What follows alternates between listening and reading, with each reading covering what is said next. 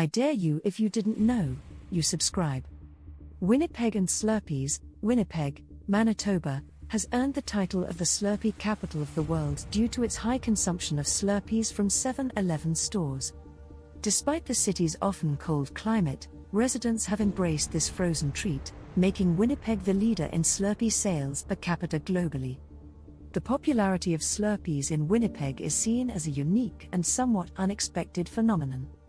Polar bears in Nunavut. Nunavut, a vast territory in northern Canada, is estimated to have a polar bear population that outnumbers its human inhabitants. With a human population of around 35,000, Nunavut is believed to be home to approximately twice as many polar bears. This coexistence between humans and polar bears in the Arctic region highlights the unique balance and challenges of living in such a remote and extreme environment. Hockey and the law. The case of Brian Topolnitsky, who was arrested for playing hockey in the street, illustrates the significance of hockey in Canadian culture. The judge in this case dropped the charges, recognizing hockey as Canada's national sport and perhaps viewing the street game as an expression of this cultural heritage. The Saulteaux cocktail. Dawson City, Yukon, is known for its unusual drink, the Saulteaux cocktail, which contains a mummified human toe.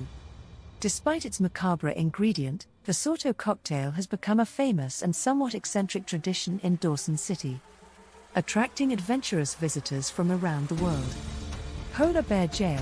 Churchill, Manitoba, is home to the Polar Bear Jail, a facility used to temporarily hold polar bears that pose a threat to humans, until they can be safely released back into the wild.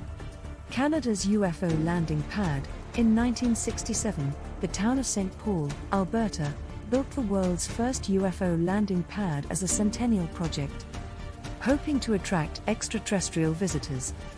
It's part of the local Visitor Information Centre and has become a tourist attraction.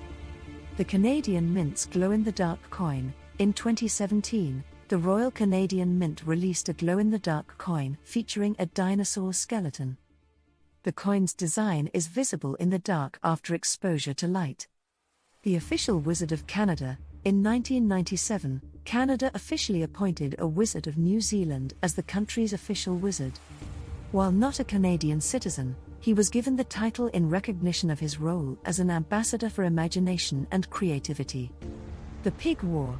In 1859, a dispute over the boundary between the British colony of Vancouver Island and the United States led to the Pig War.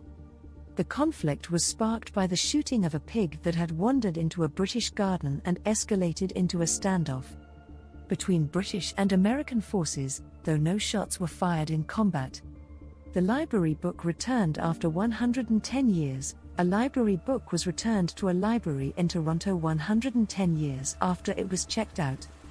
The book, Canadian Wonder Tales by Cyrus Macmillan, was returned with a note of apology for the late return. So,